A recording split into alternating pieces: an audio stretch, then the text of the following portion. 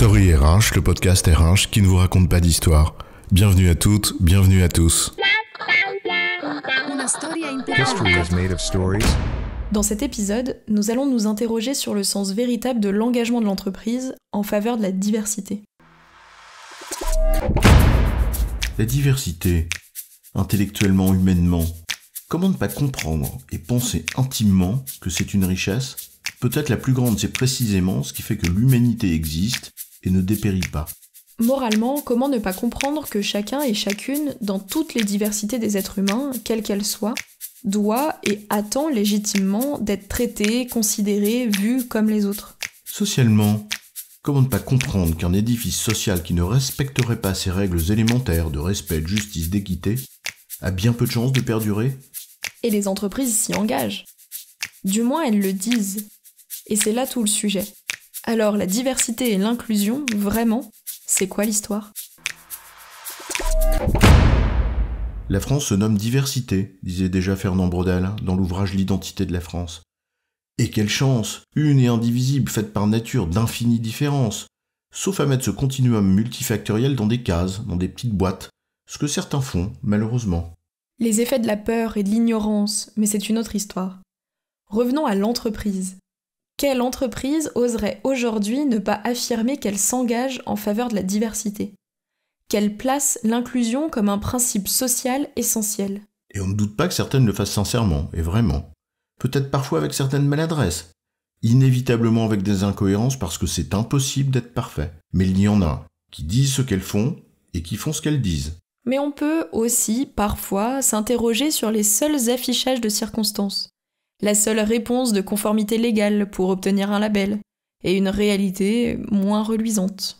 Commençons par l'anecdote de cette personne étudiante en master RH, qui travaillait sur les politiques en faveur du handicap dans un grand groupe, et qui exposait l'ensemble des processus mis en place à cet effet. Parfait sur le papier glacé, glaçant sur le fond, quand elle disait en off, alors qu'elle était elle-même concernée par le sujet, qu'en réalité, même à la RH, il s'en foutait. C'est un cas particulier. On va pas en faire toute une histoire, on va pas généraliser.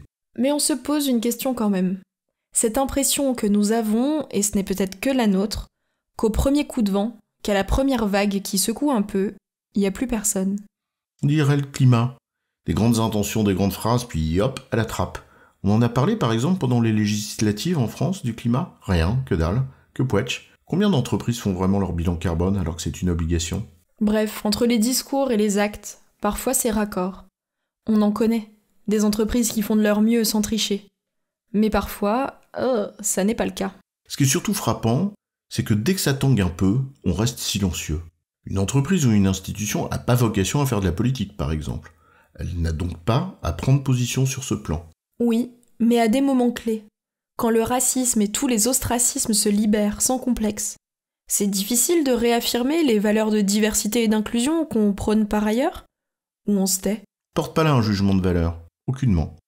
Mais on pose la question de la cohérence. Peut-on clamer haut et fort qu'on ait une politique en faveur de la diversité, pour recruter, et dans le même temps choisir un silence assourdissant quand on entend le bruit des bottes ? Qu'en est-il des entreprises qui déclarent reculer sur leur politique de diversité et d'inclusion sous la pression de groupes ultra-conservateurs et qui affirment, je cite, « se conformer aux attentes des consommateurs ». C'est par exemple le cas aux États-Unis de John Deere en juillet 2024 ou encore d'Harley-Davidson et de la distillerie Jack Daniel en août. Tant pis pour eux, on roulera en tracteur rouge, en moto qui fait un peu moins de bruit et en buvant du whisky écossais. Sérieusement, la question est suffisamment complexe en effet pour ne pas porter de jugement et laisser à chaque entreprise la manière d'aborder ce questionnement. Mais la fonction RH est plus que concernée par le sujet. Et elle a, selon nous, une responsabilité particulière en la matière, c'est celle de la cohérence. On veut bien de la différence, mais de la différence qui nous gêne pas trop quand même. Je caricature, mais il y a parfois un peu de ça. Et ça, ça passe pas. La nature de ce que fait la fonction RH sur le sujet a plus d'impact que toute autre fonction. Elle ne peut pas se réfugier derrière son petit doigt ou regarder les incohérences de son entreprise sans anticiper les conséquences plus larges qu'elles peuvent provoquer. Aucune entreprise échappe à ces incohérences. On peut essayer simplement de faire de son mieux pour les éviter et qu'elles ne se reproduisent pas. Il y a là une somme d'enjeux considérables de l'éducation à la sanction. Mais si l'on se contente de jolis coups de communication, d'animations qui font plaisir, de quelques marques formelles de reconnaissance, qui témoigne d'une habile gestion de la conformité, plus que d'un engagement de fond, alors, peut-être, vaut-il mieux ne pas trop en faire étalage. En résumé, si la diversité est une réelle conviction, on la porte vraiment. Et dans le cas contraire, mieux vaut ne peut-être pas trop la ramener avec des événements de surface qui abîment plus cette cause qu'ils ne la servent. J'ai bon, chef ? Oui, tu as bon. Mais on va pas en faire toute une histoire.